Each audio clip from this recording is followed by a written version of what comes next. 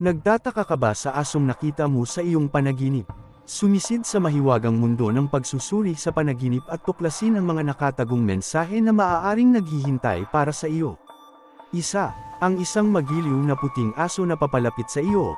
Inilalarawan nito para sa iyo ang isang matagumpay na pakikipag-ugnayan sa negosyo man o pag-ibig. Para sa isang babae, ito ay isang tanda ng maagang pag-aasawa. 2. Ang isang mabangis na aso sa panaginip ay nagbabala ng mga taong may galit o inggit sa iyo. Ito ay nagpapahiwatig rin ng isang kabiguan. 3. Kapag ang isang malinis at malusog na aso ay yamakap sa iyo, ito ay nagpapahiwatig ng isang malaking pabor at mapagkatiwalaang kaibigan.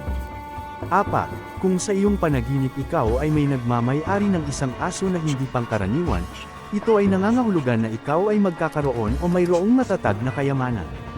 5. Ang isang maliit na aso sa iyong panaginip ay nagpapahiwatig ng mga gumugulo sa iyong isip at wala sa ayos na pangyayari sa iyong buhay. 6. Kung ikaw ay sinusundan ng isang malaki at nakakatakot na aso, ito ay nagbabala na mahuhulog ka sa isang tukso kung saan nanganganib o pagkasira iyong reputasyon sa mata ng ibang tao. 7. Kung ang isang aso ay gusto kang kagatin, ito ay nagpapahiwatig ng isang tao o kasama mo sa trabaho o negosyo na magbibigay sa iyo ng gulo o problema. 8. Ang tahol ng mga aso ay maghahatid sa iyo ng nakapanlulumong balita. Ito ay maaring magdadala rin sa iyo ng isang matinding pagsubok. 9. Kung ikaw ay nanunood ng palabas ng mga aso, ito ay magdadala sa iyo ng pabor sa buhay. Ang panaginip na ito ay sobrang dalang.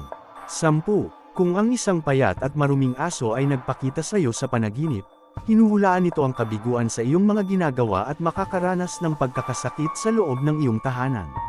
11. Ang marinig ang ungol at ungol ng mga aso, ay nagpapahiwatig na ikaw ay nasa awa ng pagdidisenyo ng mga tao, at ikaw ay magdurusa sa hindi ka nais na kapaligiran. 12. Ang normal na hiyaw at ungol ng mga aso ay sumisimbolo ng mga desisyon ng ibang tao para sa iyo at ikaw ay magtitiis sa hindi magandang lugar o sitwasyon. 13. Ang marinig ang mga aso na umuungol at nag-aaway, ay naglalarawan na ikaw ay madaraig ng iyong mga kaaway, at ang iyong buhay ay mapupuno ng depresyon. 14. Kung sa panaginip ay ramdam mo ang lungkot ng tahol o ungol ng aso, ito ay nangangahulugan ng isang malungkot na kaganapan sa iyong buhay, kailangan mong maging matatag. Ito ay nangangahulugan din ng mahabang panahon na ikaw ay mahihiwalay sa mga taong malapit sa puso mo. 15. Kung ang mga aso at pusa na tila magkakaibigan, at biglang lumingon sa isa't isa, na nagpapakita ng kanilang mga ngipin at isang pangkalahatang labanan na kasunod, makakatagpo ka ng sakuna sa pag-ibig at makamundong mga hangarin, maliban kung mapipigilan mo ang pag-aaway nila sa iyong panaginip. 16 na aso na maraming ulo. Makikita mo lamang ito sa panaginip kung ikaw ay nagnanais na magtagumpay sa anumang bagay, at sinusubukan mong mapanatili ang napakaraming sangay ng negosyo sa isang pagkakataon at ang iyong tagumpay ay palaging kasama ng iyong konsentrasyon. 17. Baliw na aso. Pinaparating sa iyo na ang iyong pinakamahirap na pagsisikap sa isang bagay ay hindi magdadala ng ninanais na mga resulta. Hindi maganda ang mensaheng dala nito at kung nakakita ka na nito sa panaginip at kung gusto mong alamin ang buong mensahe, please send me a message. 18. Kung ang isang baliw na aso ay nagtagumpay sa pagkagat sa iyo, ito ay isang senyales ng isang nakalulungkot na trahedya ay maaaring mangyari. Ang panaginip na ito ay hindi mo dapat baliwalain, marami pa itong gustong iparating sa iyo. 19.